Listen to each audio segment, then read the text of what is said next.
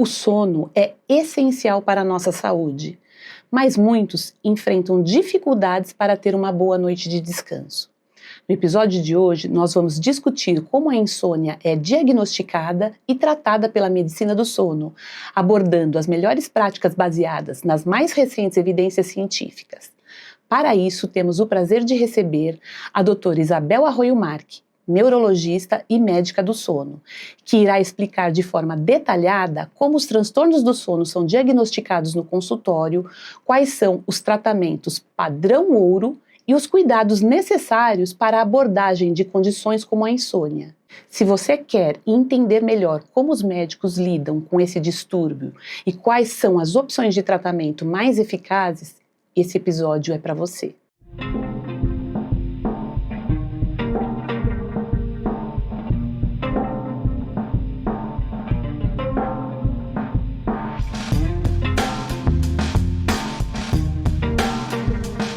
E no episódio de hoje, a nossa convidada é a doutora Isabel Arroio Marque, neurologista e especialista em medicina do sono, que vai trazer para nós todas as informações necessárias sobre como é feito o diagnóstico, os tratamentos relacionados à insônia e as dúvidas que chegaram nas nossas redes sociais sobre o tema. Esse episódio é uma continuidade dos 3 episódios anteriores que a gente conversou um pouquinho sobre a insônia, diagnóstico, tratamento e as consequências, né, na visão da psicologia. E hoje, mais precisamente, nós vamos entender como isso é tratado dentro do consultório médico. Fiquem por aqui, vocês vão ter bastante conteúdo e conteúdo falado por uma especialista na medicina do sono. Eu vou passar a palavra para a doutora Isabel Arroio, que vai trazer para a gente todas as informações necessárias para que a gente possa ficar bem informado. Doutora Isabel, boa tarde. Eu gostaria que você ficasse muito à vontade e dizer também que é um prazer tê-la aqui no nosso podcast, no Psicologia em Evidência, para tratar num assunto, né, que na psicologia, né, muito dificilmente um paciente chega com alguma queixa, né, não necessariamente de transtorno de insônia, mas com alguma queixa relacionada ao sono. Tá? Então, assim, eu achei de suma importância trazer uma especialista em medicina do sono para falar um pouco, desmistificar aí aquilo que a gente escuta nas redes, né, que a gente vai disseminando aí de informação relacionada ao sono normal, ao sono patológico, a uma insônia. Mas fique à vontade, se apresente para que a gente possa dar continuidade aqui no nosso podcast, no episódio de hoje. Olá, Andréia, boa tarde. Me sinto muito honrada por participar do seu podcast e assistir os vídeos anteriores, gostei muito. E vamos conversar um pouquinho hoje sobre a insônia dentro do consultório médico, né? Mais a parte médica e clínica relacionada aos transtornos de insônia. Bom, eu fiz a minha formação em neurologia pela Santa Casa de São Paulo, né? E logo após eu fiz a especialização em eletroneuromiografia e também em medicina do sono na Unifesp, aqui em São Paulo também. E atuo na área desde 2012, que eu atuo nas duas áreas, né? Uhum. Chega uma demanda alta relacionada a essa questão do sono no consultório do neurologista, doutora? Olha, Andréia, chega bastante. Inclusive, após a pandemia, a gente já tinha uma quantidade relativamente grande, né, de queixas de insônia, mas com a pandemia eu percebi que aumentaram o número de pacientes buscando uma ajuda, um tratamento para o seu transtorno de insônia. A gente pega principalmente casos mais de transtorno de insônia crônico, né, mais de agudo é um pouco mais raro, a maioria é crônico, e às vezes a gente pega muitas queixas de prejuízo no dia a dia, durante o dia, um prejuízo cognitivo, uma alteração de memória, uma dificuldade de concentração, principalmente em pacientes jovens que estão fora da faixa etária de demência e que, esmiuçando um pouquinho mais a história desse paciente, a gente acaba descobrindo ou percebendo que a queixa dele de dificuldade de concentração, de problema de memória, está relacionada a um distúrbio do sono. E o mais frequente no consultório médico é a insônia mesmo, a insônia crônica. Ótimo. E assim, na sua área, né, nessa especialidade, por que a especialidade em medicina do sono, né, traz esse olhar diferenciado aí nessa avaliação clínica do paciente, doutora? Olha, Andréia, essa preocupação até mundial, né, da área da saúde com o sono, ela é relativamente recente, né? Por exemplo, a geração dos nossos pais, dos nossos avós, o sono não era tão valorizado, né? Era muito valorizado aquela pessoa que trabalhava muito e dormia pouco, e quanto menos tempo dormia por noite, mais trabalhava, era até exaltado, era até valorizado, né? E recentemente, de alguns anos para cá, é que o sono passou a ser valorizado, os estudos começaram a perceber a importância do sono para a saúde física e saúde mental do paciente, foi que foram surgindo neurologistas, até psiquiatras e psicólogos que começaram a estudar mais o sono, a focar mais nessa área, e aí surgiu a especialização em sono, né?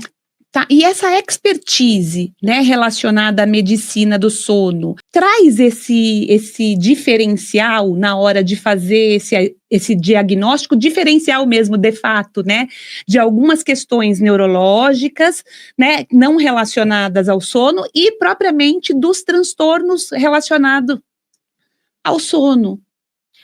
Então, com certeza traz uma visão diferenciada, porque como o médico ele vai estudar o sono, ele vai se especializar em sono, ele acaba tendo uma visão diferente quando ele avalia esse paciente no consultório, né? Porque os distúrbios do sono, eles ocasionam muitas queixas clínicas que podem até se confundir ou até piorar outras doenças, né? Como hipertensão arterial, insuficiência cardíaca, e a gente acaba tendo uma visão diferenciada desse paciente no consultório. Eu vou dar um exemplo de um caso que eu peguei no consultório há um tempo atrás, um paciente que nem acompanhava comigo por conta de sono, ele acompanhava comigo por conta de uma outra questão, uma outra doença neurológica.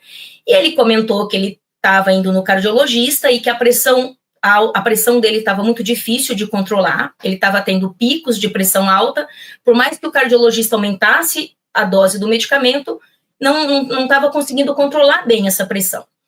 E eu olhei o exame de mapa dele, que é a monitorização da pressão arterial, e eu percebi que ele tinha picos de pressão arterial, principalmente de madrugada. Era um paciente até que, agora eu me lembro, ele era um paciente que tinha tido um AVC e tinha essa hipertensão arterial. E ele tinha picos de pressão, principalmente de madrugada. E na hora, já me acendeu uma lanterna, né? Na hora eu já pensei, esse paciente pode ter um distúrbio do sono, que está fazendo com que ele libere cortisol na madrugada, libere hormônios de estresse e aumentem essa pressão arterial. Então, por mais que a gente aumente os medicamentos para pressão, talvez a gente não consiga controlar e até gere uma hipotensão arterial durante o dia, né? E eu pedi uma polissonografia para esse paciente e realmente ele tinha uma síndrome de apneia do sono grave. Ele tinha uma síndrome de apneia do sono grave, esse paciente. Fizemos o tratamento com o CPAP, ele passou a usar o CPAP, que é o aparelho, que é o tratamento padrão ouro para apneia do sono, com regularidade, e a pressão arterial conseguiu ser controlada, inclusive o cardiologista conseguiu diminuir algumas doses dos medicamentos para pressão. Então, a gente acaba tendo uma visão, a gente acaba olhando para o sono com um pouco mais de carinho e de perspicácia do que outros especialistas, da mesma maneira que eles vão olhar com mais carinho e com mais atenção para a área deles, né? Então, é uma questão de especificidade aí também, né? Assim, por já ter esse olhar aí mais específico, né? Também você conseguiu ali naquele momento, né? Levantar esta possibilidade, que na verdade, né? Beneficiou o paciente como um todo, né? De que a medicação fosse reduzida ali de alguma maneira, fazendo o diagnóstico diferencial de outras questões, né? E podendo indicar o tratamento melhor, né, o melhor tratamento disponível aí para esse paciente, né? E como é que é feito o diagnóstico clínico, né, no consultório, no consultório médico, sobre os distúrbios do sono? E também os diagnósticos diferenciais dos diversos distúrbios do sono. Como é que isso é feito no consultório? Tá. Bom, vou falar primeiro da insônia, né, que é o tema principal desses capítulos do nosso podcast de Psicologia em Evidência. A insônia, o diagnóstico de insônia, ele é principalmente clínico. O diagnóstico de insônia é clínico.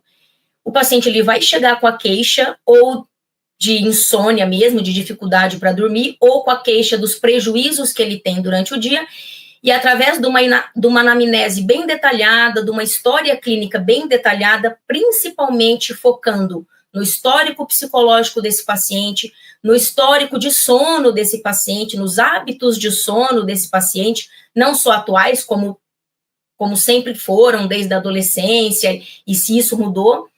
Depois da história clínica bem detalhada, o exame físico neurológico, e aí a gente estabelece o diagnóstico clínico da insônia, né? O diagnóstico é clínico. Podemos até fazer uso de algumas ferramentas que vão ajudar a corroborar esse diagnóstico, que são o diário de sono, que o paciente ele vai preencher o diário de sono, como é que ele dormiu naquela noite, quanto tempo ele demorou para dormir, se ele acordou várias vezes à noite, e em questão de um mês, ele traz esse diário de sono para a gente avaliar. E podemos também utilizar outras escalas, por exemplo, tem a escala de Epworth, que é a escala de sonolência diurna. Essa escala a gente faz algumas perguntas para os pacientes, chance dele pegar no sono, qual que é a chance de você dormir durante o dia, sentado após o almoço, qual que é a chance de você dormir dirigindo, indo para o seu trabalho depois do almoço ou de manhã. E o paciente responde as perguntas, ele ganha uma pontuação para a chance de dormir, que vai de 0 a 3, e existe um ponto de corte e a gente consegue diagnosticar que esse paciente ele tem uma sonolência diurna excessiva, que pode ser consequência da queixa dele de distúrbio do sono. E podemos também utilizar algumas escalas de ansiedade, escala de depressão, caso a gente suspeite de alguma comorbidade associada com essa queixa de insônia. Uhum. Agora, falando dos outros diagnósticos diferenciais, aí que entra a parte de exames complementares. Para insônia, especificamente, para o diagnóstico de insônia, não é necessário a solicitação de exames complementares. A gente vai pedir exames complementares quando a gente quer descartar outros diagnósticos. A gente suspeita que possa ter outro diagnóstico de distúrbio do sono, ou junto com a insônia, ou confundindo a queixa clínica do paciente, e aí a gente pede o exame complementar. E quais são os exames complementares que entram aí nessa caixinha de ferramentas? Os dois principais exames complementares são a actigrafia e a polissonografia. A actigrafia, ela vai medir, na verdade, o horário que o paciente ficou, o horário que o paciente dormiu e o horário que ele acordou, né? Então, ela mede a situação do paciente em repouso na cama. A actigrafia ela é muito importante para avaliar principalmente horários irregulares de sono. É aquele paciente que chega no consultório e queixa de insônia, só que eu percebo que, na verdade, ele não tem insônia, ele dorme errado, né? Ele tem horários muito irregulares de sono, ele tem uma má higiene do sono, e também para diagnóstico de distúrbios do ritmo circadiano. A actigrafia é muito bom para isso. Tem um probleminha a actigrafia, que pode gerar um pouco de erro. Ela mede o paciente em repouso. Então, aquele paciente que está deitado na cama em repouso, mas não está dormindo, o aparelho ele vai detectar como se o paciente estivesse dormindo, né? Porque ele detecta o movimento, né? A movimentação. Acaba sendo utilizado para quando você também, às vezes, não tem muito acesso a exames complementares mais específicos. O melhor exame mesmo para avaliar distúrbio do sono é a polissonografia de noite inteira. O ideal é o paciente dormir no laboratório de sono, ele vai dormir a noite toda e o sono dele vai ser monitorado. a parte respiratória durante o sono, as ondas cerebrais, né, atividade elétrica cerebral, a atividade muscular, tudo isso é monitorado durante o sono. Por que eu falei que é no laboratório? Existe a chance do paciente levar um aparelho portátil para casa e fazer a polissonografia em casa. A gente aceita para algumas exceções, mas o exame no laboratório ele é muito mais confiável e fidedigno, porque se o paciente se mexe à noite e sai algum eletrodo, algum aparelho se desconecta, a gente tem a técnica que vai corrigir esse probleminha, né? Uhum. É muito interessante, né, essa informação que você trouxe, que o diagnóstico de insônia, ele é praticamente, né, exclusivamente clínico, mas que outros exames complementares podem ser pedidos para que se descarte outras condições relacionadas, né, ao sono, né, e uma delas são essas que você citou. Agora, existem outros distúrbios do sono também, é assim que as pessoas, às vezes a gente fala, né, no senso comum ali alguma coisa e que estão dentro dos distúrbios do sono? Olha, Andréia, assim, partindo da queixa de insônia, quando o paciente chega com a queixa de dificuldade de dormir no consultório, a gente acaba pensando em outros diagnósticos diferenciais possíveis, ou até comórbidos, né? Uhum. Então, aquele paciente com uma queixa de dificuldade de dormir, a princípio parece uma insônia, mas quando que a gente vai pedir a polissonografia? Em 3 situações principais. Diagnóstico diferencial com síndrome da apneia obstrutiva do sono, diagnóstico diferencial com transtorno de movimentos periódicos dos membros durante o sono, e para insônia que não responde ao tratamento. Aquela insônia crônica que já está acompanhando há meses, está no psicólogo, fazendo o tratamento padrão ouro, que a gente sabe que é a terapia cognitivo-comportamental para insônia, está até com o uso de medicamento, está tudo certinho, e aquele paciente não melhora da queixa de dificuldade de dormir, ele continua sonolento durante o dia, ele continua tendo prejuízo no trabalho, prejuízo cognitivo, prejuízo nas relações sociais.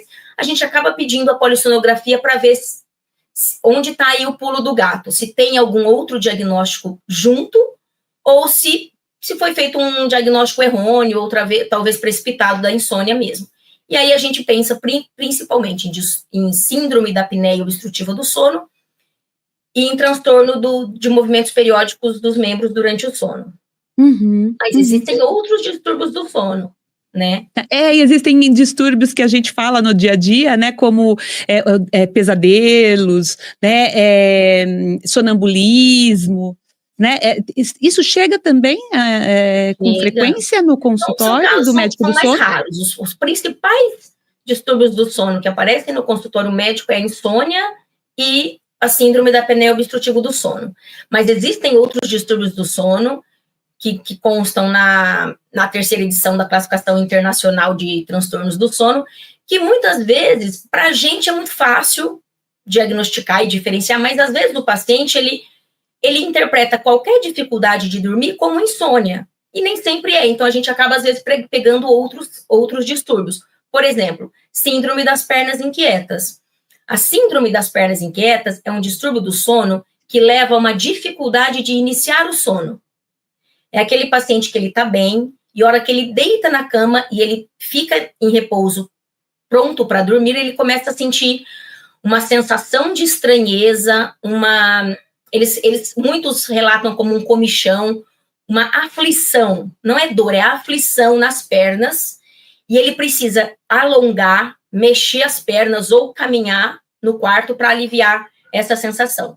Ele deita de novo na cama, a sensação volta. Então, é aquele paciente que às vezes vai dormir 2, 3 horas da manhã por conta dessa sensação incômoda nos membros inferiores. É a síndrome das pernas inquietas, o tratamento é diferente, não entra na classificação de insônia, é um outro distúrbio, o tratamento é diferente, e o diagnóstico é também clínico. Clínico. Outros Ótimo. distúrbios que fazem diagnóstico diferencial. A síndrome da apneia obstrutiva do sono, que eu já disse, é aquele paciente que ele pega no sono rápido, ele não tem ele não tem uma insônia inicial, por exemplo, ele pega no sono rápido, porque é um paciente que já vive sonolento, ele pega no sono rápido, só que aquele paciente que, por conta do distúrbio respiratório, ele acorda várias vezes à noite, ele tem um sono muito fragmentado. Por ter um sono muito fragmentado, ele não consegue aprofundar esse sono. Ele fica no estágio 1, no estágio 2, que é o sono superficial, quase a noite toda. Como ele não aprofunda o sono, como ele tem pouca quantidade de sono REM e de sono de ondas lentas, durante o dia vai ser aquele paciente com muita sonolência, desatento e com esquecimento, com problema de memória, de fixação de aprendizado. Por quê? O sono de ondas lentas, que é o sono profundo, ele é super importante para o descanso do corpo. Para você descansar o corpo, relaxar mesmo, você se sentir disposto no dia seguinte. Então, aquele paciente que vai sentir cansaço, às vezes até dor, indisposição física mesmo. E o sono REM, ele é importante para fixação do aprendizado e memória. Um paciente que tem pouco sono REM e pouco sono de ondas lentas, que é o que acontece com o paciente com apneia do sono, ele vai ser um paciente com dificuldade de aprendizado, com esquecimento e também indisposto, com mal-estar, cansaço. É um diagnóstico diferencial super importante da insônia, porque o prejuízo no dia seguinte é muito parecido com o do paciente com a insônia. Mas existem diferenças bem particulares, assim, que a gente percebe só na história clínica, na anamnese. Uhum. E caso um paciente, né, que já tenha ido buscar tratamento para insônia, né, às vezes no próprio neurologista, no cardiologista ou no seu médico da família, lá, né, não tenha obtido resultado, né, com esse sono satisfatório ou aquela sensação, né, de amanhecer recuperado, descansado, é indicado, então, que ele busque um médico especialista em sono para que possa fazer toda essa avaliação, né, da história de vida, de como os hábitos de sono, higiene do sono desse paciente, né? Muitas vezes, né, doutora Isabel, os pacientes, eles relatam que eles são noturnos, né, assim, eu sou noturno, então é à noite que eu tenho energia, é à noite que eu faço as minhas coisas, né, e acaba empurrando, né, esse início aí do sono, né, para muito mais tarde. De fato, tem algumas pessoas, né, que têm assim, aquela fome de sono que eu digo, né, em horários diferentes, né, porque a gente escuta muito falar nas redes e em todo lugar que, assim, estou trabalhando enquanto eles dormem, como se fosse, assim, para todo mundo isso fosse uma regra, todo mundo tem que acordar às 5 e dormir às 9, né, porque toda pessoa é diurna. Sim, a gente entende que, né, o melhor funcionamento, né, do nosso organismo é durante o dia, mas que tem pessoas, né, dependendo ali de alguns outros fatores, elas são mais matutinas, mais vespertinas. E o que explicaria isso? Explica um pouquinho para a gente como é que essa diferenciação aí, né, do cronotipo, dessas questões relacionadas, né, a cada pessoa. Sim, essa questão é bem interessante, Andréia, porque agora com a divulgação de redes sociais, parece que todo mundo tem que dormir às 11 e acordar às 6 horas da manhã para ir para a academia, né? E a gente tem que lembrar que as pessoas são únicas, né? São indivíduos.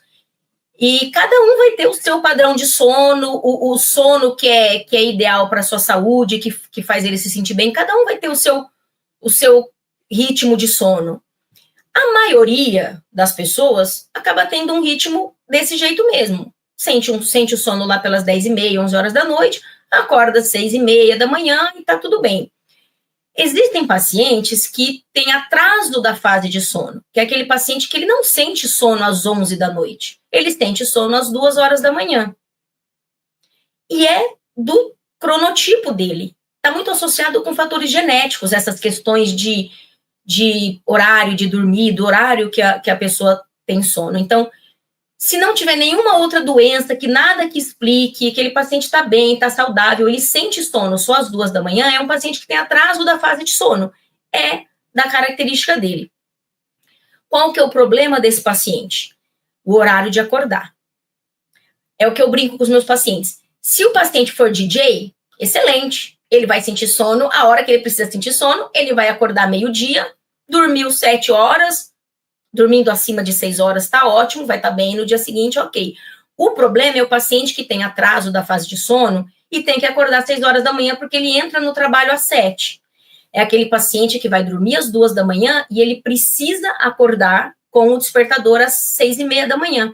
Esse paciente, ele vai, com o tempo, ele vai sofrer de uma privação crônica de sono, que acaba se tornando uma doença, porque prejudica muito o dia a dia desse paciente, né? Tanto a saúde física como a mental.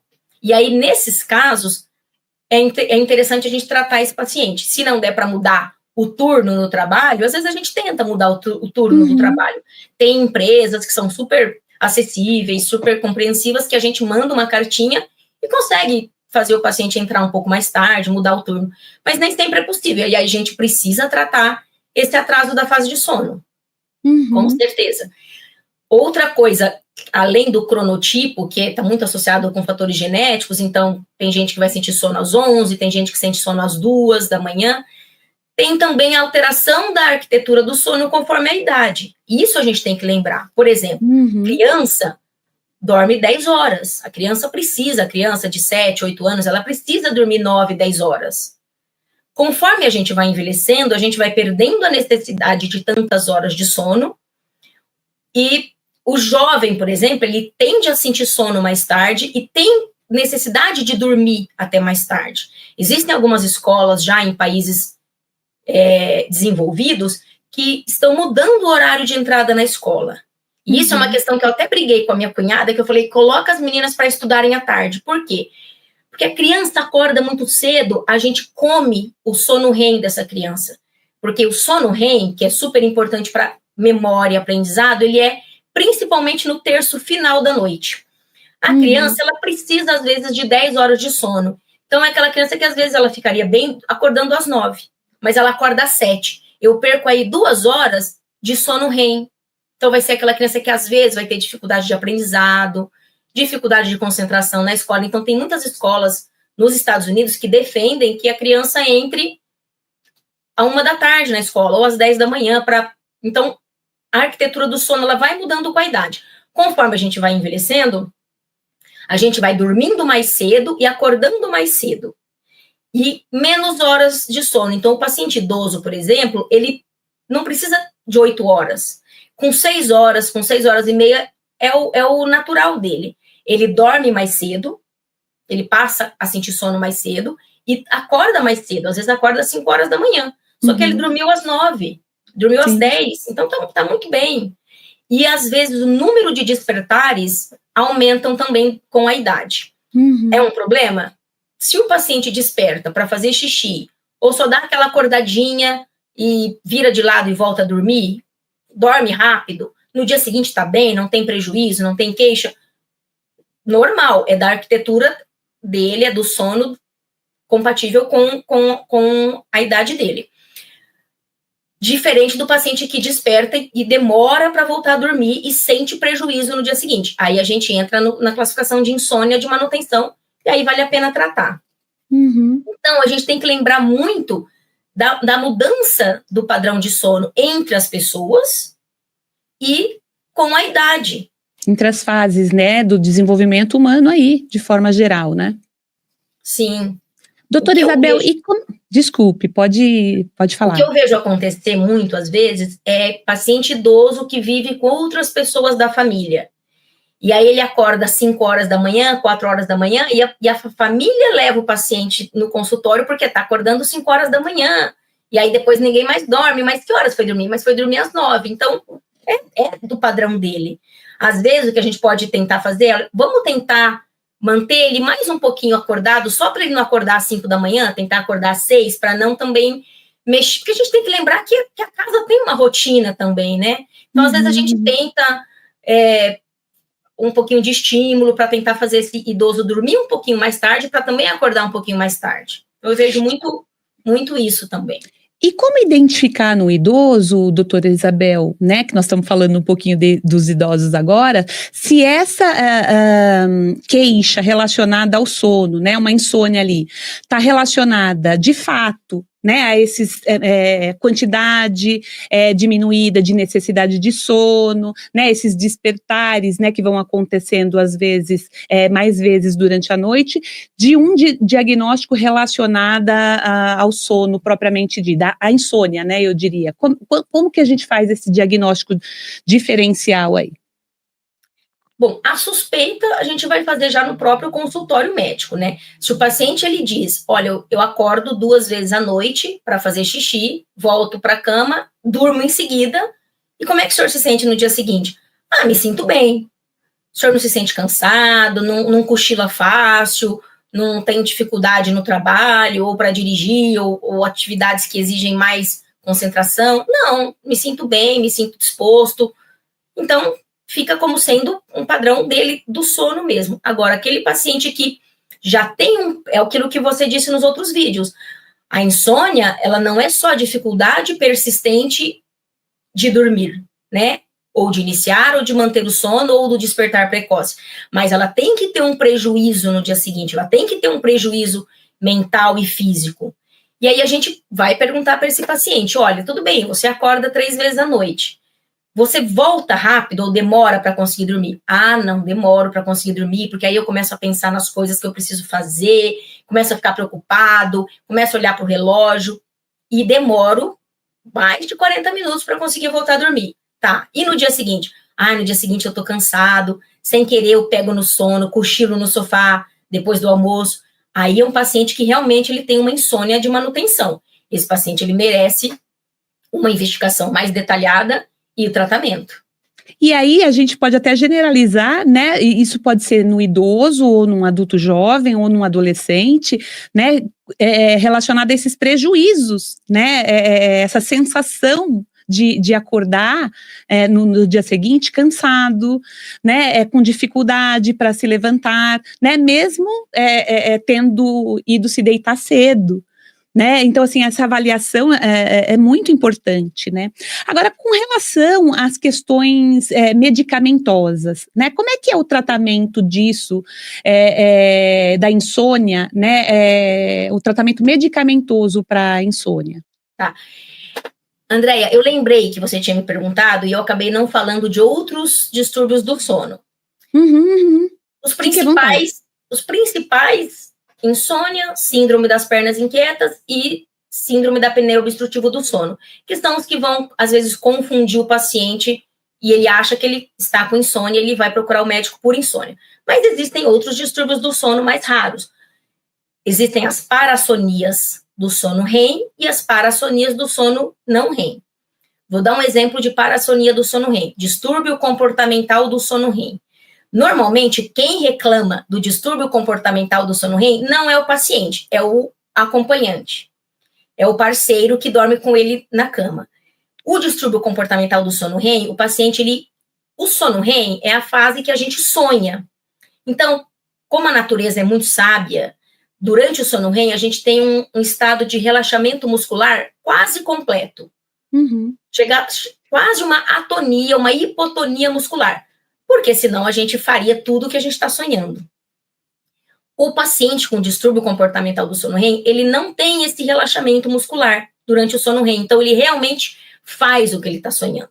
E, normalmente, são sonhos agitados, são sonhos muito vívidos. Então, é aquele paciente que chuta a esposa ou chuta o marido durante o sono, porque ele está sonhando que ele está correndo, que ele está jogando futebol, e ele faz o movimento mesmo. Os tem movimentos, paciente que, às vezes, cai da cama. Uma vez eu peguei um paciente que ele sonhou que o prédio estava sendo atacado por bomba. Ele pegou a mulher dele e entrou debaixo da cama com ela. Então, tem distúrbio comportamental do sono REM. O distúrbio comportamental do sono REM, ele aparece principalmente em idosos e ele está relacionado, segundo os estudos científicos, a um risco maior de doença de Parkinson. O paciente que tem um transtorno comportamental do sono REM, ele tem um risco em torno de 6% ao ano de poder desenvolver. Então, ele tem um risco aumentado de doença de Parkinson. Então, é um paciente que a gente tem que, além de tratar o distúrbio comportamental do sono REM, temos que acompanhar esse paciente para ver se ele vai aparecer outras queixas, outros sinais clínicos. É a principal parassonia do sono REM. As parassonias não REM são, a que você disse, pesadelos e principalmente o terror noturno. Pesadelo e terror noturno é muito frequente na infância. Criança que não tem hábito regular de sono, criança que não tem horário de sono para dormir. Aquelas crianças que às vezes vão para o bar com o pai, com a mãe e fica dormindo na cadeira. De vez em quando acontecer isso, tudo bem, mas com frequência é complicado. Então eu falo que quando a gente tem criança em casa, é o pai e a mãe que tem que adequar, que entrar no ritmo de sono da criança, e não o contrário. A criança privada de sono, a criança que às vezes precisa dormir 10 horas, 9 horas, e acaba dormindo 7 porque ela acompanha os pais, é uma criança que vai ter privação de sono crônica. E a privação de sono crônica na criança muitas vezes se manifesta com terror noturno e às vezes pesadelo. Terror noturno, a criança não é despertar. A criança ela senta na cama, abre os olhos e às vezes solta um grito, como se ela estivesse assustada, mas ela está dormindo. A gente orienta os pais a nem acordar, só deitá-la de novo que ela dorme. Para a criança não traz prejuízo, mas incomoda muito os pais, gera muita ansiedade nos pais. Preocupação, né? E o pesadelo, muita preocupação, às vezes até diagnóstico diferencial com epilepsia. A gente pode ver, terror noturno. E o pesadelo também pode acontecer em crianças, e o pesadelo também tem muito a ver com questões emocionais. Então, a gente vê muito pesadelo em pacientes com transtorno de depressão, né, com depressão, pacientes com transtorno de ansiedade. E o pesadelo tem como tratar, mas normalmente a gente não vai tratar diretamente, a gente vai buscar alguma coisa por trás que esteja causando esses pesadelos, né? Então, são as parassonias, os distúrbios de sono que a gente acaba vendo também no consultório. O transtorno do pesadelo, ele acontece mais em crianças, jovens, adultos, ou não tem distinção de faixa etária? Existe algum diagnóstico diferencial entre o terror noturno em crianças e transtorno do pesadelo? É um diagnóstico diferencial, né? A gente tem que diferenciar isso, mas assim, o terror noturno a gente diagnostica muito, às vezes, com os pais filmando a criança. E a criança não está acordada. Se o pai conversa com a criança, ela não responde, ela não está acordada. Só se feita uma observação externa daquele comportamento ali que foge ali, né, à norma. Isso, e a criança com terror noturno, ela é uma criança difícil de acordar. Como é uma parassonia não REM, ela não está no sono REM, ela está num sono mais profundo. Então, é uma criança difícil de acordar.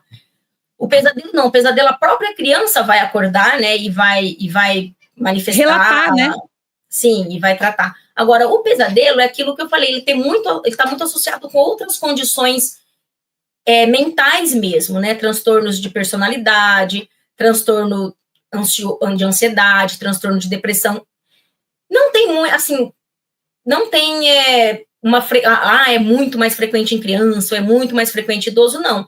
E às vezes é muito pontual, às vezes é a época da vida da pessoa, ela começa a ter pesadelos e depois aquilo melhora, ela trabalha aquela questão emocional e acaba melhorando. Doutora, a gente sabe também, né, que a privação de sono, né, a longo prazo, ela pode também ser um fator desencadeante para a abertura de outros quadros mentais, né? A gente tem estudos mostrando que para a abertura de quadros de humor, como depressão, transtorno bipolar, quadros relacionados à ansiedade, os transtornos do impulso e, inclusive, os transtornos por uso de substância, né? Então, assim, veja como a privação de sono, né, está relacionada aí, né, às vezes, se isso não for tratado, né, o curso dessa doença, ela pode tomar aí um direcionamento que pode causar um impacto grave, né, na vida das pessoas, que não consegue ter esse diagnóstico de forma breve, né, e também tratar de forma correta, né, esse diagnóstico de insônia. Sim, com certeza. A insônia, às vezes, é uma doença muito comórbida, né? É difícil pegar um paciente no consultório que só tenha insônia, né? Normalmente insônia primária só, né, e nada mais. Sim, normalmente está associado com transtorno de ansiedade, ou outros transtornos mentais, depressão. E se você pegar só a parte do transtorno mental, tratar e não tratar a insônia, a privação crônica de sono que esse paciente sofre vai atrapalhar o tratamento da outra condição, né? E não vai ajudar os remédios a fazerem efeito, o paciente não vai melhorar, ou às vezes apresenta uma pequena melhora, porque é super importante mesmo tratar o paciente como um todo, com certeza. E quando que é elegível aí, né, que a doutora acha que seja necessário prescrever uma medicação para um paciente que vem apresentando essa condição aí de insônia? Tá. Bom, falando de tratamento de insônia, o tratamento padrão ouro da insônia crônica é a terapia cognitivo-comportamental para a insônia, que é feito com um psicólogo especialista na área, que você já até abordou em outro vídeo, né? Então, todos os pacientes com diagnóstico de insônia crônica no consultório, a gente encaminha para TCCI. Infelizmente, nem todos têm acesso. E aí a gente acaba tentando contornar e ajudar esse paciente a seguir sozinho em casa medidas de higiene do sono. A gente mesmo tenta desfazer algumas crenças errôneas que esse paciente tem, mas o ideal é o paciente fazer a TCCI mesmo. É o padrão ouro. Quando que eu vou entrar com medicamento para insônia? Por exemplo, casos de transtorno de insônia aguda, que é aquela que dura menos que 3 meses, e está associado a algum evento estressante, alguma coisa muito ruim que aconteceu na vida daquela pessoa, às vezes vale a pena entrar com uma medicação só para ajudar a sair daquele quadro, claro, reforçar medidas de higiene do sono, às vezes indicar uma terapia mesmo, caso aquele problema, aquela questão esteja sendo muito difícil de trabalhar. Então, para insônia aguda, às vezes vale a pena entrar com a medicação. Para insônia crônica, a gente tenta a terapia cognitivo-comportamental para insônia. Quando que a gente vai entrar com medicamento? Para alguns casos, a gente acaba entrando com medicamento, mas a gente sempre entra com medicamento já com a ideia de, no futuro, tirar esse medicamento. Porque o objetivo é o paciente adquirir com a terapia cognitivo-comportamental capacidade de manejar, de manejar o seu sono, manejar suas questões de insônia, desfazer suas crenças, controlar os estímulos, né? Mas a gente entra com a medicação no início, às vezes até para o paciente ter um estímulo para continuar tratando, para se tratar e para procurar o psicólogo. O paciente tratando, você vê que o paciente está melhorando, ele está acompanhando com a terapia, a gente já vai procurando reduzir o medicamento. Alguns casos, a gente vai usar esse medicamento e talvez não vai dar para tirar o medicamento. Por exemplo, situações comórbidas. Aquele paciente que ele tem insônia e tem um transtorno de depressão. Ele vai tomar o remédio. A gente vai procurar entrar com um medicamento que atue nas duas áreas. Um medicamento que seja um antidepressivo, mas que também ajude ele a dormir melhor, ajude no sono. Existem medicamentos antidepressivos utilizados para insônia. Paciente com ansiedade. Também procuramos entrar com um medicamento que ajude na ansiedade e também atue no sono. E existem os medicamentos específicos do sono, que são os indutores do sono mesmo. É aquele paciente que tem a queixa principal de insônia crônica e não tem outra condição comórbida, né? Então, aquele paciente que eu vou entrar com medicamento, uma insônia crônica de muito tempo, com muito prejuízo, e vou investir na terapia comportamental, cognitiva. Mas, com o tempo, tentar diminuir esse remédio e tirar, se não der para tirar, deixar a menor dose possível. Muitas vezes a gente vê no consultório, né, os pacientes quando eles chegam, né, com alguma queixa que não relacionada especificamente ao sono, né, que eles estão tomando alguma medicação, né, passou por uma avaliação médica de um neuro, de um psiquiatra, ou qualquer outra especialidade, que eles estão tomando remédios, né, que para eles são remédios assustadores, antidepressivo, né, ansiolíticos, tal, mas por uma condição de saúde mental, né, então está com uma depressão, está tomando remédio. A maior preocupação, né, que chega é de que eles não querem ficar dependentes do remédio. né? E eles precisam tirar o remédio. Agora, o que eu vejo, né, diferente disso, é quando os pacientes chegam no consultório tomando alguma medicação, né, que foi receitada ali para ajudar nesse início, para que a pessoa possa ali, né, conseguir pelo menos relaxar por um tempo, dormir com a ajuda da medicação, né, para ela poder ter uma sensação ali um pouco mais de vitalidade, de energia, de bem-estar no dia a dia, recuperar ali funções que ela precisa para o trabalho, né, eles não querem tirar a medicação, né, porque deu tão certo ali num primeiro momento que eles tem essa resistência contrária, né, alguns não querem tirar, né, mas a maioria, eles querem permanecer com a medicação para adormecer ali, pegar no sono, seja um benzodiazepínico, seja os outros indutores de sono e tal, porque eles entendem que se o remédio fez efeito, é porque tinha alguma coisa que não é do comportamento, não é da rotina, não é do estilo, não é,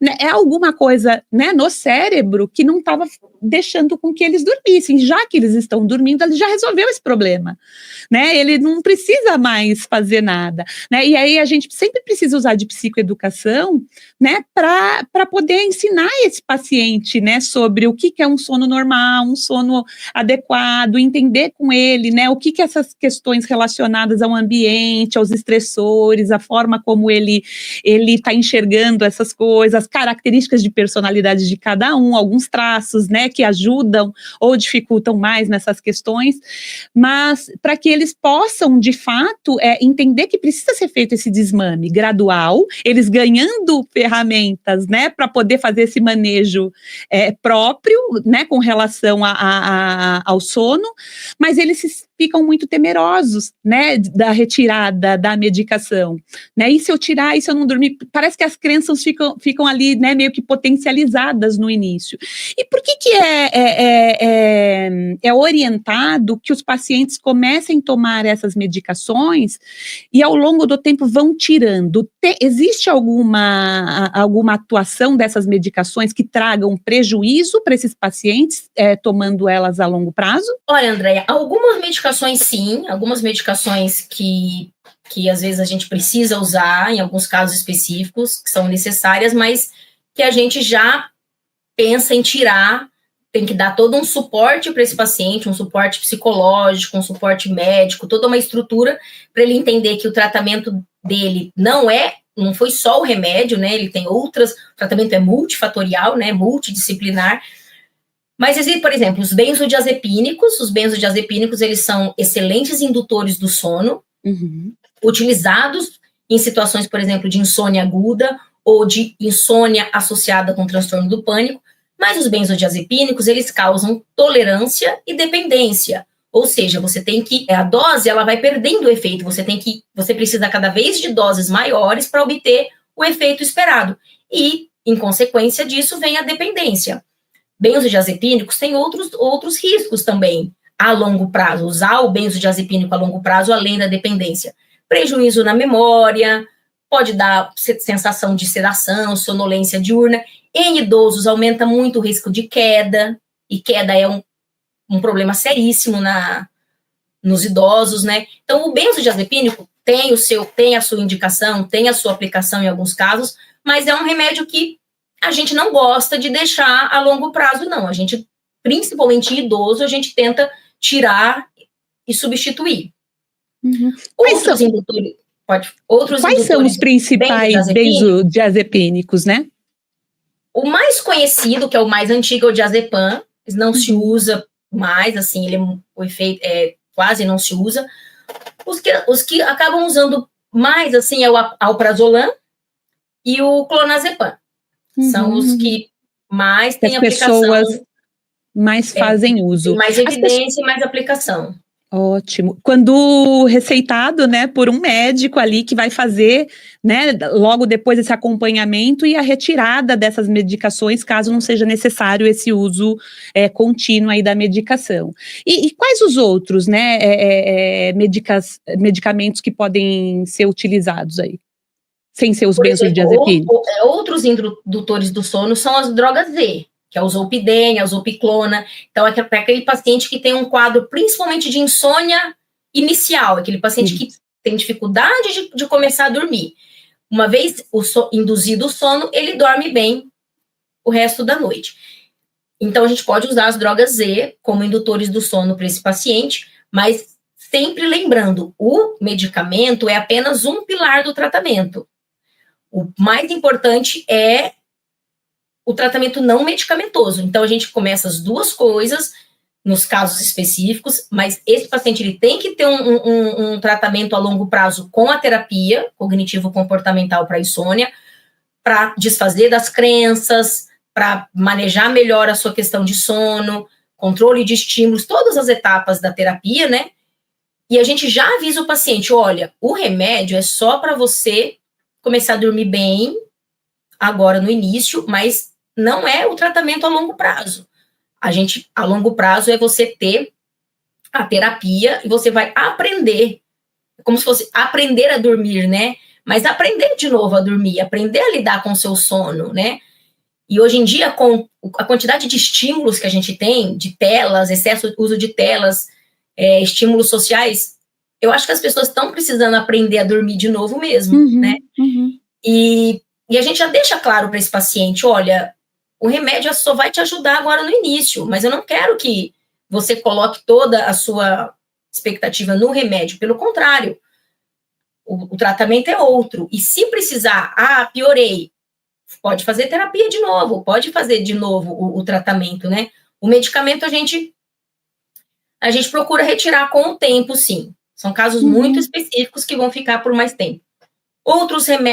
Esses são os indutores do sono. Indutores do sono mais recentes, mais recentes agora, nós temos os agonistas dos receptores de melatonina, que é a rameuteona. O nome é difícil, rameuteona. Ele é um agonista do receptor de melatonina, ele é um indutor do sono, então ele vai ter ali a ação dele 30 minutinhos, o paciente já vai dormir, e aquele paciente que tem mais uma insônia inicial e dorme bem o resto da noite, não tem a insônia de manutenção ou às vezes o despertar precoce. Os agonistas de receptor de melatonina vão muito bem também para esses pacientes, como indutores do sono. Tem a agomelatina, que é um antidepressivo, mas que ocupa os receptores de melatonina também, que é o hormônio que induz o sono, né? É o hormônio que a gente mesmo produz e que induz o sono, que também pode ser utilizada. Outros medicamentos que a gente usa para insônia, principalmente nos antidepressivos, né? Na classe dos antidepressivos, a gente pode usar para insônia. Eles ajudam tanto na insônia inicial como na insônia de manutenção. E a gente vai pensar, quando que a gente vai pensar em entrar com um antidepressivo? É aquele paciente que não tem a insônia, só a insônia. Então, o paciente que tem só insônia, ele não tem outras comorbidades, é insônia crônica mesmo. A gente pensa num agonista de receptor de melatonina, num indutor do sono, junto com a terapia cognitivo-comportamental para insônia. Agora, aquele paciente que tem uma outra condição, um transtorno de ansiedade, um transtorno depressivo, esses pacientes, às vezes vale a pena pensar num antidepressivo que também é usado para insônia, né? Ele tem insônia e tem ansiedade. Então, vou pensar num antidepressivo que controle a ansiedade dele e também ajude na insônia. Tem depressão e insônia, a mesma coisa. Na classe dos antidepressivos, a gente tem os antidepressivos tricíclicos, como, por exemplo, amitriptilina, nortriptilina. Nós temos a trazodona. A trazodona é um antidepressivo muito interessante para usar para insônia, principalmente em idosos, porque ela tem poucos efeitos colaterais, então não tem risco de queda, não dá muita sedação, muita sonolência no dia seguinte, então é um remédio legal para usar em idoso, e ajuda também na insônia, ajuda a dormir melhor e ajuda na depressão e na ansiedade. Outro antidepressivo que também é bastante frequente, principalmente em idosos, é a mirtazapina. Também é um antidepressivo que também atua na arquitetura do sono, promovendo um sono de mais qualidade para aquele paciente, né? Existem outras classes também, né, que muitas vezes elas preenche aí essa lacuna ali com o sono, né, que são algumas outras medicações, né, que usadas em doses distintas ali, pode favorecer, a mesma medicação pode favorecer para tratamentos diversos, né. A quetiapina também é bastante usada, né, para fazer essa regularização, aí, ou essa indução de sono. A gente vê o uso da quetiapina, sim, a gente vê na prática o uso da quetiapina, né? Eu, particularmente, não gosto de usar a quetiapina especificamente para tratar insônia. Quetiapina é um antipsicótico, né, que, na verdade, é muito utilizada pelos psiquiatras em transtornos mentais mesmo, é muito utilizada para esquizofrenia, por exemplo, porque é um antipsicótico, e às vezes é utilizada em pacientes com demência que apresentam alteração de comportamento. Então, aquele paciente com demência que tem muita agressividade, que fica muito agitado, às vezes fica agitado à noite, então aquele paciente que não deixa ninguém da família dormir, porque ele fica agitado à noite, ele acorda à noite, ele quer arrumar armário, quer fazer algumas coisas. Então, assim, eu na minha experiência, na minha prática, eu acabo usando a quetiapina em situações mais específicas, que é aquele paciente com demência que realmente está tendo alteração de comportamento, está tendo uma agressividade importante, uma agitação que piora à noite. Então, eu vou usar a quetiapina para ajudar nas duas questões. Vai dormir melhor e vai ficar menos agressivo, menos agitado. Lembrando que existem já trabalhos científicos que mostram que a quetiapina, os antipsicóticos no geral, eles estão associados com menor expectativa de vida. Eles diminuem a sobrevida dos pacientes, aumenta o risco de queda. Os antipsicóticos mais antigos podem dar parkinsonismo, que são sintomas e sinais parecidos com Parkinson, aumentando o risco de queda. Então, lembrando que não dá para usar a torto e direito, a gente tem que selecionar casos específicos. Eu não uso a quetiapina para insônia, eu uso em situações específicas, mas que, consequentemente, vai ajudar o paciente a dormir melhor. Ótimo, porque isso tem que ficar muito claro, né, doutora Isabel, que muitas vezes, né, veja quantos tipos, né, quantas classes de medicamentos, né, pode ser usadas para o tratamento de uma única, né, condição da insônia, né, e como muitas vezes as pessoas, a gente sabe, né, que as pessoas têm acesso à medicação de forma muito fácil, né, no vizinho, no irmão, no amigo, na farmácia, né, então assim, esse acesso na internet, e assim, meu amigo toma tal coisa e dormiu, né, e aí a pessoa vai e toma a mesma medicação, e como isso pode ser perigoso para aquela pessoa, né, porque um idoso, né, que está passando por um momento ali, começou a não dormir, pega o remédio de um filho, vou tomar ali um benzodiazepínico, alguma coisa assim, né, e pode acabar se levantando durante a noite, ou mesmo durante o dia, né, com esse risco aumentado para quedas e outras condições, né, que aquilo pode acarretar, porque cada faixa etária, né, o organismo reage de determinada maneira com as medicações, né, então tem antidepressivos que eles podem ser usados em idosos, não podem ser usados em gestantes, podem ser usados em crianças, então assim, é por isso que é muito importante, né, que a gente faça uma avaliação, né, entenda a nossa condição de fato, né, vá a um médico especialista para buscar a orientação, ser feito um diagnóstico assertivo e o melhor tratamento disponível, né, porque assim, se a gente quebra o pé, né, a gente não vai procurar um médico do sono, a gente vai procurar um ortopedista, né, a gente vai procurar um especialista para resolver o nosso problema, né, então, pessoal, assim, para as condições relacionadas ao sono, né, existe essa especialidade médica, né, a medicina do sono, ela existe, como a doutora Isabel bem colocou aqui, ela é nova, né, mas já existem estudos robustos falando, né, sobre os prejuízos, as consequências, os tratamentos disponíveis,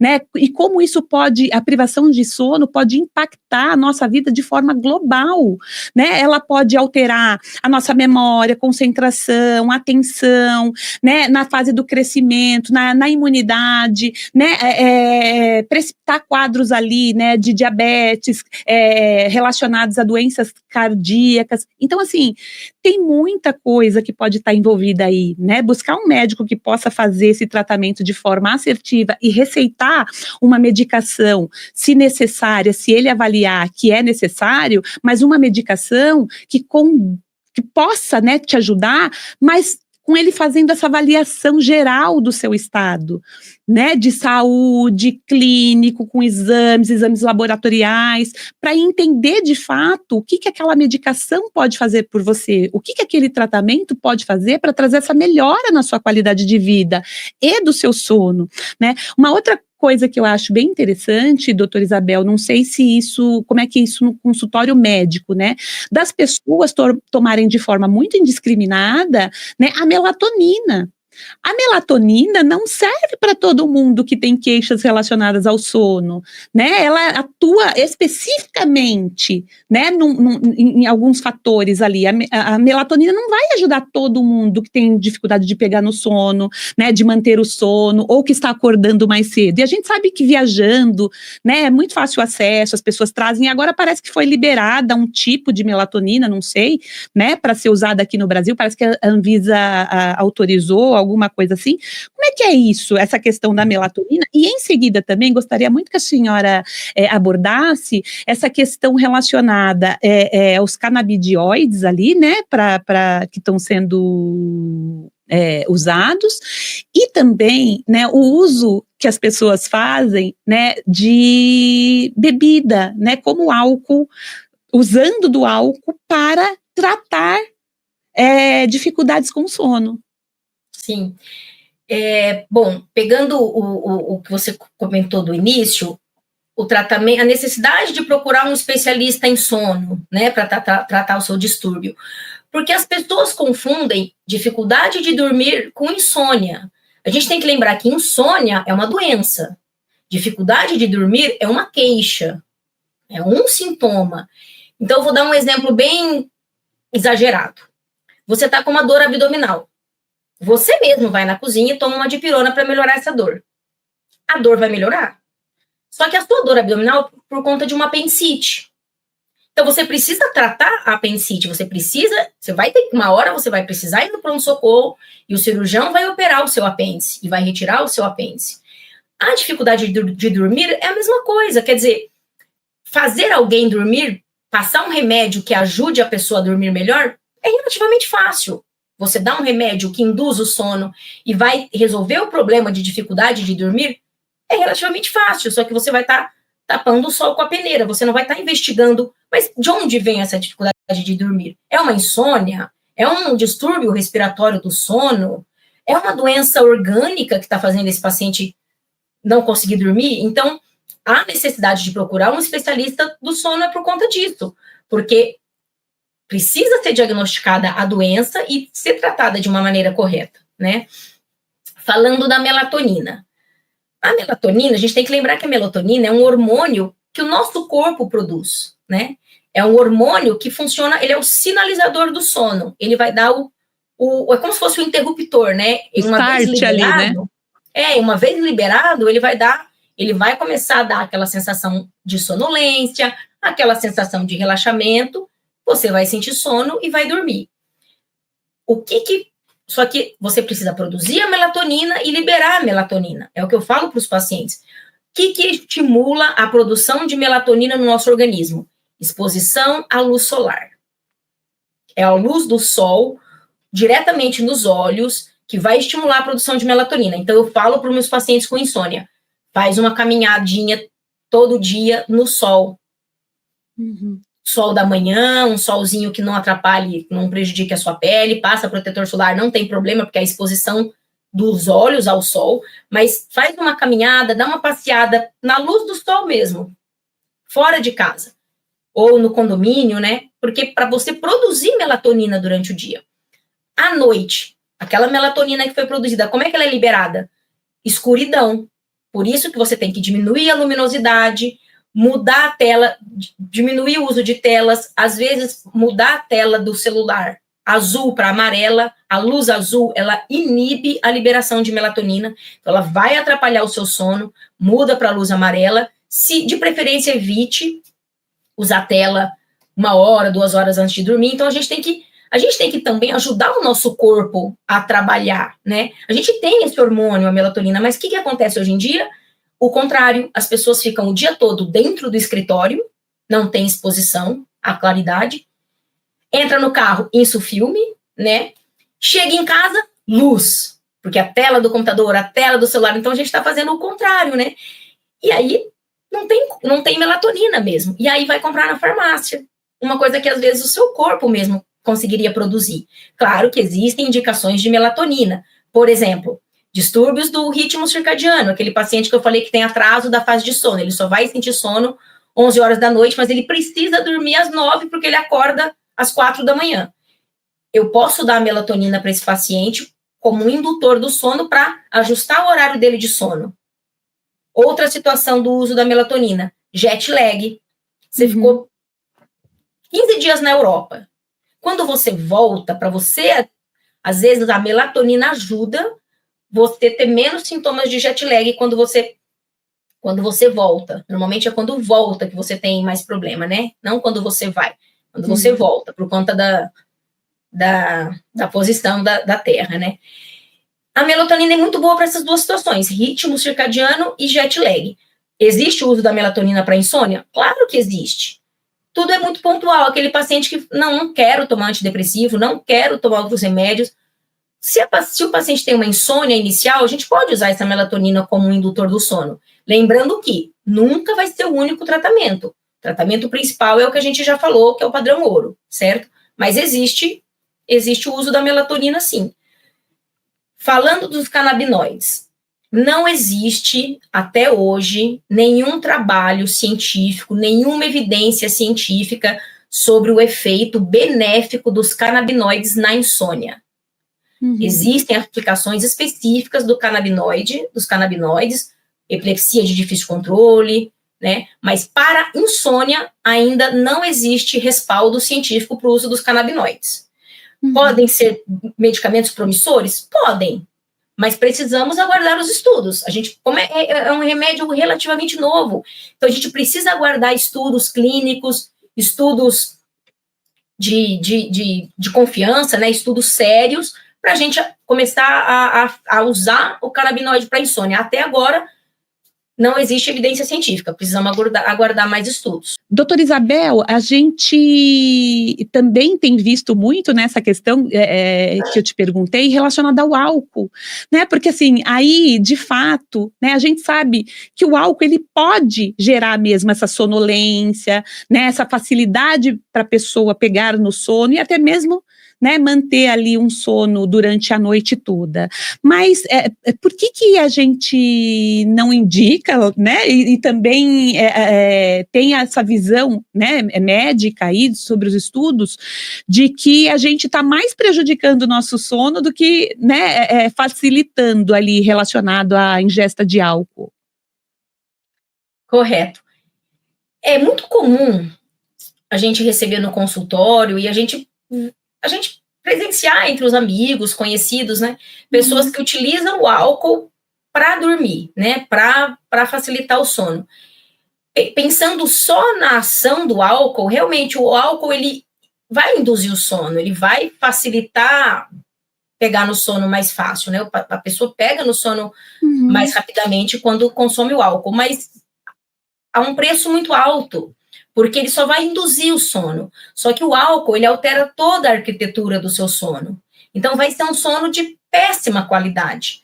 O dia seguinte não vai ser um dia de disposição física, um dia que você vai se sentir bem, porque você, na verdade, você dormiu, mas você não dormiu bem. Você não fez todos os estágios da fase de sono. Você, às vezes, não teve sono profundo, que é um sono reparador, que é o sono para descansar. Então, o álcool, ele mexe na arquitetura do seu sono, ele vai causar um sono de péssima qualidade e no dia seguinte você não vai ter o rendimento satisfatório no seu trabalho, nas suas relações sociais.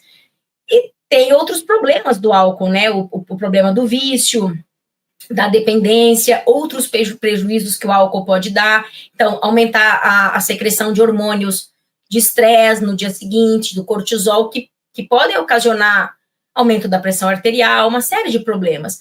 Outra coisa muito importante, o álcool, ele piora muito a situação do paciente com síndrome da apneia do sono. Aquele paciente que tem síndrome da apneia do sono, ele vai ter muito mais episódios de apneia e de hipopneia durante o sono quando ele consome o álcool, pelo relaxamento muscular que o álcool produz. Relaxando também a musculatura das vias aéreas. Então, esse paciente ele vai respirar pior. Então, o álcool não está indicado em nenhuma situação, de maneira nenhuma. E acho assim, que se você chegou num ponto de você estar precisando usar uma dose de álcool para conseguir dormir, passou da hora de você procurar um especialista mesmo em sono para fazer o tratamento correto. Porque senão vão começar a aparecer outras doenças em relação ao álcool. Perfeito. Ótimo. E eu falo, né, não, atualmente, né, no momento, não existe evidência, né, para algumas coisas, né, mas quem sabe daqui a pouco, né? Agora, a prática baseada em evidência, medicina, psicologia, né, dentro da área da saúde, precisa levar em conta isso, né? Pode ser usada porque existe um estudo que diz que ok, tudo bem, ok, mas esse estudo, né, contempla ali todas as especificidades necessárias para a gente poder dizer que isso de fato ajuda, melhora, né, na quantidade que você possa generalizar isso para o maior número de pessoas possíveis, né? Então, assim, atualmente não existe ainda essa evidência robusta, né, para que a gente possa usar de forma segura essa medicação ou qualquer uma outra para esse fim. Né? Então, existem estudos para tratamento de outras condições, existem já com evidências robustas, né? Mas não é para tudo como está se divulgando aí, né? E outra questão também, doutora Isabel, né, é relacionada, eu sempre digo, né, que assim, existe muito também, né, essa questão, esse preconceito relacionado à medicação, né, mas muitas vezes a gente tem que entender que devido, sei lá, uma condição financeira, social, cultural, né, porque tem pacientes que tem determinadas religiões, né, determinadas crenças, né, que eles não aceitam muitas vezes as práticas, né, essas práticas clínicas, médicas, psicológicas, né, devido a essa questão religiosa mesmo. E a gente precisa respeitar, né, os nossos pacientes. A gente entende, mas a gente precisa respeitar, né, o paciente precisa saber o que ele tem, qual que é a melhor evidência disponível para tratar aquela condição naquele momento, mas a gente também tem que levar em conta, né, essa questão para ele ter uma tomada de decisão e podendo fazer uso, né, de outras medicações, de outras questões, né, no caso de pacientes que não têm condições financeiras. A gente sabe que o acesso, né, à saúde pública, a tratamentos para saúde mental, psicológicos, é dificílimo. Né, já existe, né, o número vem aumentando a cada dia, mas assim, a quantidade de profissionais que precisariam estar atendendo, né, é imensa, e a gente não consegue cobrir tudo, né, e aí fazendo aquele custo e benefício lá dentro do consultório, muitas vezes esse paciente só vai ter a possibilidade de dar continuidade ao tratamento medicamentoso. Né, e a gente pesando ali, o que é pior, ele tomar essa medicação, nem seja, né, de forma prolongada, aí, que seja por um período longo, ou até mesmo de forma, sei lá, né, vai ter que tomar para sempre, porque ele não tem outra condição de fazer outro tratamento, né, ele não tem outra disponibilidade, ele não tem esse acesso, e talvez a gente precise eleger, né, esse tratamento medicamentoso aí, ponderando essas situações. Com certeza, principalmente no Brasil, né, cada situação é única, então a gente apresenta para o paciente todos os melhores tratamentos baseados em evidência científica, só que a gente tem que também pensar na realidade daquele paciente e aplicar o seu tratamento na prática, né?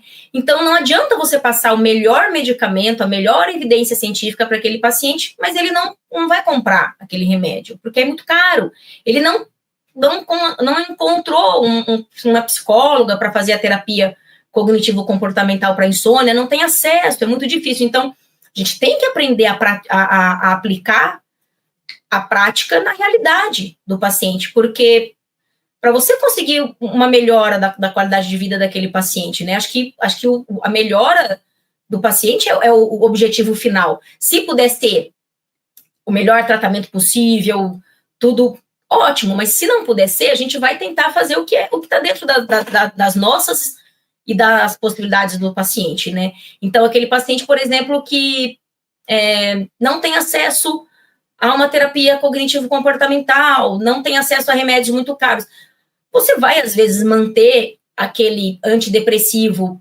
que é mais em conta, que às vezes pega no SUS, mas aquele paciente está dormindo bem com aquele remédio, e ele está tendo um bom desempenho durante o dia no seu trabalho, nas suas relações sociais com aquele medicamento.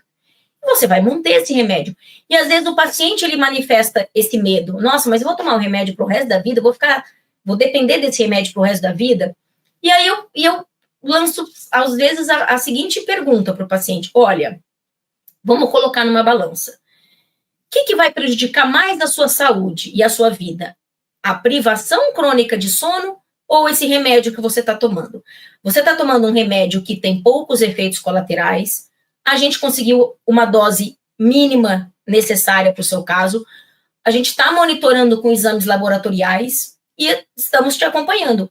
Surgiu algum problema, a gente vai tirar esse remédio. Agora, você ficar sem remédio e sofrer com a insônia e sofrer com as consequências da privação crônica de sono é pior, porque você vai ter um risco aumentado de doença cardiovascular, você vai ter um risco aumentado de acidentes de trânsito, acidentes de trabalho. Então, é complicado. E a gente e é muito mais comum a gente ter que usar essa vertente aqui no Brasil. Em São Paulo, nem tanto, né? Em São Paulo, a gente ainda é muito privilegiado, mas às vezes no interior de São Paulo, outras regiões, a gente às vezes até usa mais essa vertente da medicina na prática mesmo, do que o que está escrito no livro. E muitas vezes a gente vai ter que, de fato, né, sair desse ideal para aquilo que é possível. Sim. Né, que a gente possa contribuir ali com aquele paciente. Doutora Isabel, assim, olha, foi um episódio super rico, né, a gente sabe que se deixasse a gente continuaria aqui, né, por horas falando sobre esse tema. É um tema que gera bastante interesse, curiosidade, porque a maioria de nós já passou em algum momento da vida por alguma situação, né, que levasse à privação de sono. Tem pessoas aí hiper privilegiadas, né, que dormem feito anjos, como a gente diz, né, que bom. E existem tratamentos para isso, né. O que eu gosto de trazer aqui, né, esses diagnósticos, parece que a gente está aqui assustando todo mundo, mas não, ia falar que existe tratamentos disponíveis, né, para isso. É claro que existe aquilo que é ideal e aquilo que é possível, mas o quanto antes a pessoa entender, tiver informações, né, informações educacionais, eu digo, né, robustas, baseadas, né, em estudos, em evidências. Eu sempre trago os meus livros aqui, falando sobre algum tema que eu venho discorrer, né, que é da onde eu vou tirando as referências daquilo que eu trago aqui. Eu nunca falo nada aqui, né, assim, tirado da minha cabeça, das vozes da minha cabeça, né, tá sempre baseado em estudos, né, em artigos, em leituras, né, em supervisões que a gente vai aprendendo, no contato com outros profissionais. Eu e a doutora Isabel, nós temos pacientes em comum, e eu vejo que esse acesso, né, dos profissionais, esse trabalho aí mais né, traz muito benefício para os pacientes, né, então os psicólogos poderem ter acesso aos profissionais, né, que também cuidam dos nossos pacientes, assim, é uma dádiva, porque assim, a gente pode entender, né, como um todo, tanto o profissional médico, quanto nós, né, sobre essa parte medicamentosa, o raciocínio clínico para aquilo, como o médico está vendo, né, o especialista está enxergando aqueles sintomas ali, e a gente que tem mais contato com o paciente, paciente semanalmente, também poder levar informações para o médico que está fazendo esse acompanhamento de algum tratamento aí de forma específica, né, de como ele está se apresentando, o que melhorou, o que piorou, o que não está fazendo efeito, né? Então, assim, essa relação eu acho que só traz ganhos, né, para nós profissionais e especialmente para o paciente que a gente está acompanhando, né? Gostaria muito de agradecer a sua presença aqui, gostaria de deixar aberto, se a doutora quiser falar mais alguma coisa que acho que seja de suma importância aqui, necessário para que a gente possa levar esse conhecimento, fique à vontade, e também gostaria já de convidá-la ao vivo, né, para participar em outros momentos, outras oportunidades, para a gente falar sobre outras condições, né? Tem um diagnóstico que é muito comum, as pessoas me pedem muito, né, que é o transtorno de déficit de atenção e hiperatividade, o famoso TDAH, né? Como a gente pode abordar esse assunto aqui, né, de diversas vertentes aí, né? Porque é uma condição que também acho que chega bastante nos consultórios, né, dos neurologistas, o TDAH. Sim, com certeza. Eu gostaria de agradecer também pelo convite, foi muito gostoso. E se a gente pudesse, a gente ficaria mais tempo, porque a gente adora falar sobre sono, né?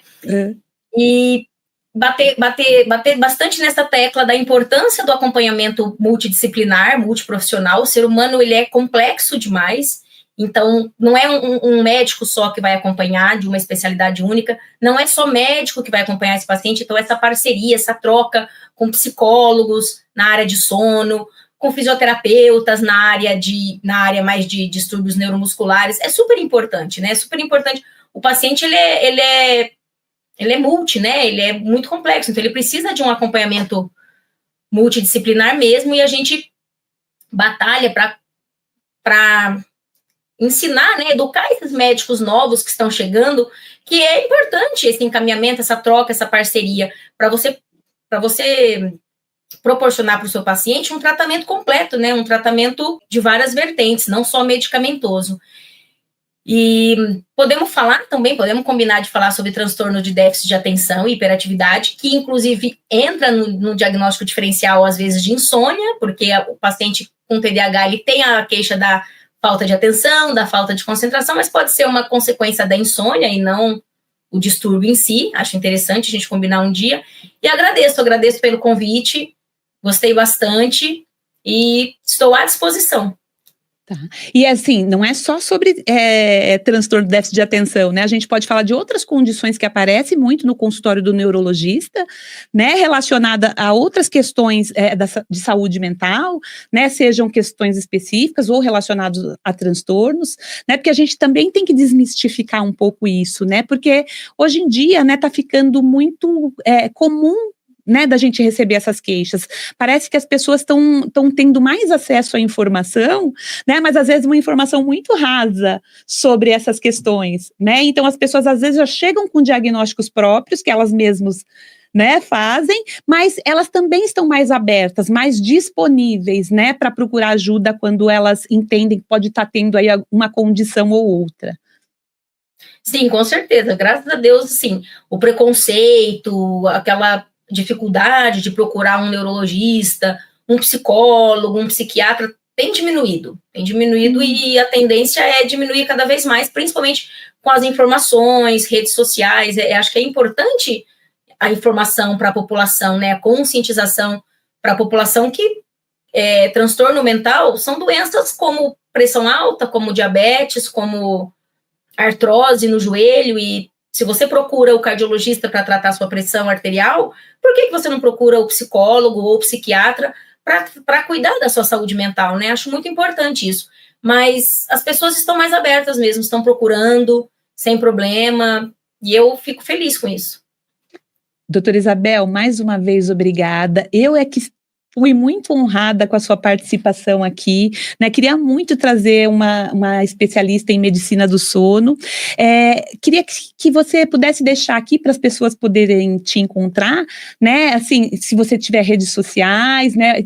Em que plataformas elas podem te encontrar? Instagram, YouTube, Facebook, né? E também o contato, né? Assim, se a senhora atende em consultório, tem consultório médico, hospitais, como é que as pessoas podem encontrá-la? Eu atendo em consultório aqui em São Paulo, né? Meu consultório fica em Genópolis, é próximo do metrô, da estação Mackenzie do metrô, chama Clínica Roy Mark. E tenho também o perfil da clínica no Instagram, tá como Clínica Roy Mark, e a gente tem o site também. E eu vou passar o endereço direitinho para vocês, mas é isso. Isso, a doutora Isabel também, né, que adora divulgar também conteúdos, né, informações psicoeducativa para as pessoas de uma forma geral. No Instagram da clínica, né, que ela citou, da clínica Ruil Mar, que tem bastante conteúdo, né, sobre neurologia, tratamento, as melhores evidências lá. Segue, porque é muito importante a gente ter conhecimento, gente, porque sem conhecimento a gente não busca tratamento, a gente não busca ajuda, a gente não entende o que está acontecendo conosco, tá? Eu queria muito agradecer a sua presença, dizer que para mim foi mesmo uma honra tê-la aqui e espero você, né, e vocês em próximos episódios. E qualquer dúvida, pessoal, pode deixar aqui abaixo nos comentários, que tanto eu quanto a doutora Isabel, né, vamos fazer questão de respondê-los, tá? Tanto aqui na nossa plataforma quanto nas outras. Deixem perguntas, dúvidas, questionamentos, a gente está muito aberta a receber a opinião de vocês. E não deixe de compartilhar esse vídeo, tá? Para o maior número de pessoas que vocês acreditam que possa se beneficiar desse conteúdo aqui e também de curtir. Um beijo e até o próximo episódio. Até o próximo episódio, muito obrigada. Gostou do conteúdo? Não deixe de se inscrever no canal, ativar as notificações e compartilhar esse episódio com quem você acha que pode se beneficiar dessa informação. Se você tem dúvidas sobre a insônia ou quer saber mais sobre o tratamento médico para o sono, deixe seu comentário abaixo. E lembre-se, procurar um especialista em medicina do sono pode ser um passo essencial para transformar a sua qualidade de vida. Vamos juntos melhorar o seu descanso.